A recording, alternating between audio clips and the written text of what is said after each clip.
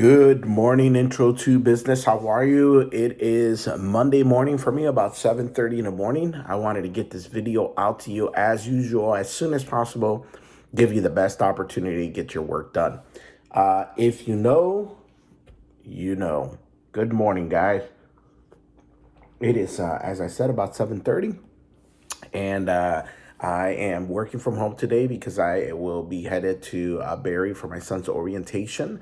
And then on Tuesday, I would be teaching a corporate training class in Calhoun. Wednesday, I'll be back up in Dalton teaching a customer service class for a group of students. And then Thursday will be the first time I get to go to my office and sit down and actually do some work. And then Friday, I'll be back here working from home. So it's a hectic week. It's crazy.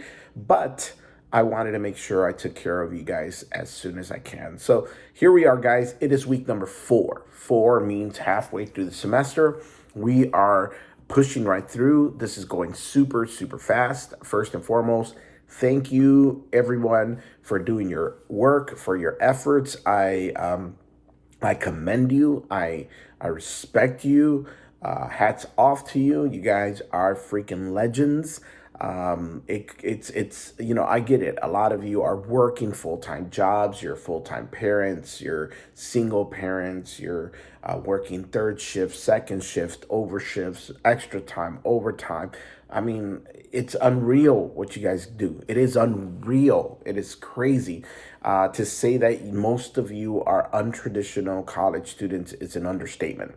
Some of you, as I said, are going to your kids' events and raising families and doing life. And on top of that, you're doing college. So I commend you for that. It's a great thing. It's a wonderful thing. And, there's something to be said about that tenacity to finish an education. And I admire you for that. As I said, I commend you. That being said, let's talk about where that comes from. And in these chapters here, we're going to look at motivation or motivating the workforce, and we're going to look at managing human resource. Both of those are connected because human resource is people. We're the resources needed to for companies to function, for things to be produced, for services to be provided. Um, some of you are taking other online classes, and I would even say that there's a difference. And I'm not trying to boast on my structure of how I do class, but I would argue that online classes without this interaction, they're not the same. People are not as motivated. They don't necessarily care. If I just threw the material out there and said, guys, here's the information you need to learn, read it and take a bunch of tests, and never connect with you, there's a lack to it. Many of you, and this is why I love hearing what you have to say. You say, I love seeing the video. I enjoy it. I connect with it. I hear things. It makes me laugh. You start talking about coffee and we find common ground. That's important to me because I think this is what made me understand that. So let's dive in. The conversation this week, I think for me, help me understand why people do the things that they do. And a lot of people say to me, and I'm honestly not trying to boast. I'm using that as a comparison. People will say things like, "Oh man, I love hearing you talk. You're very motivating.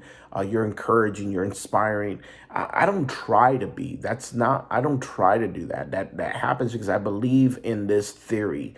And this is Maslow's hierarchy of needs, right? And I really encourage you to dig deep into this one because Maslow said that we all have needs. Every one of us has needs. And you're going to see the little video with the pyramid and it's in your book.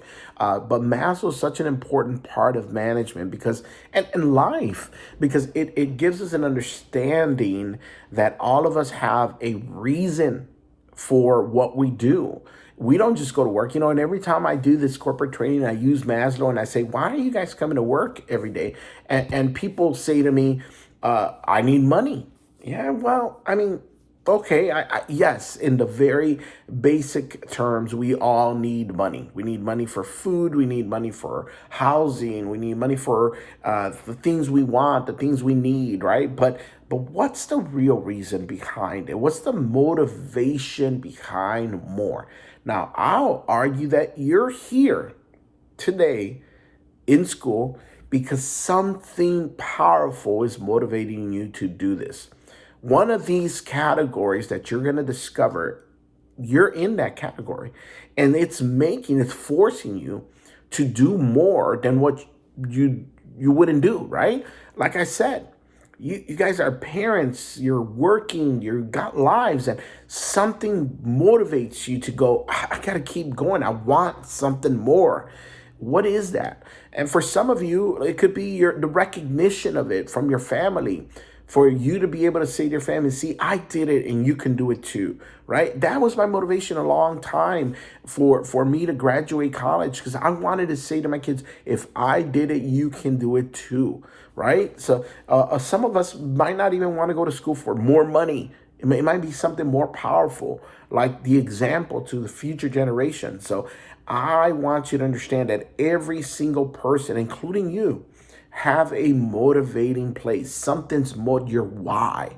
Why am I doing this? Why am I doing this? So think about some of the most wealthiest people in the world. Elon Musk. You think about Jeff Bezos. Why do they get up in the morning? You're going to tell me that the richest man in the world gets up just to make more money? No, he does it for something else. Now, I don't know them personally, but I'm going to assume that Jeff Bezos gets up because he wants that recognition. He wants that pat in the back. He wants that accolade of, I made it. I'm the richest one. I don't want to lose that spot. I mean, what's the difference? He loses millions a day and makes millions a day. It's not money anymore. It's something more. I have the biggest company. We have the greatest company in the world. So there's something deeper for every one of us. And every one of us are at a different stage in this hierarchy of need. So I want you to look at this and tell me how, as a manager, you can adapt this concept in your mind and your heart to understand where people are. Where are they in their levels of needs? Like, as an instructor, as a professor, when I look at my students, I like to see, what is it that motivates you? What is it that encourages you? Why are you here? Why are you here? It's not just because I'm going to school, get a degree. Yeah, the degree is good, but there's something more powerful pushing you to do this. And not only do I want you to discover that about yourself, but that about those that you love and those that you work with. Guys, it is early. It is such a sweet, sweet taste.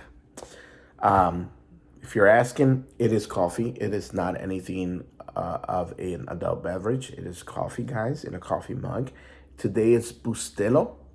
It's the Puerto Rican coffee, or Cuban, not Cuban. Cuban is like a espresso. This is more like a Caribbean coffee.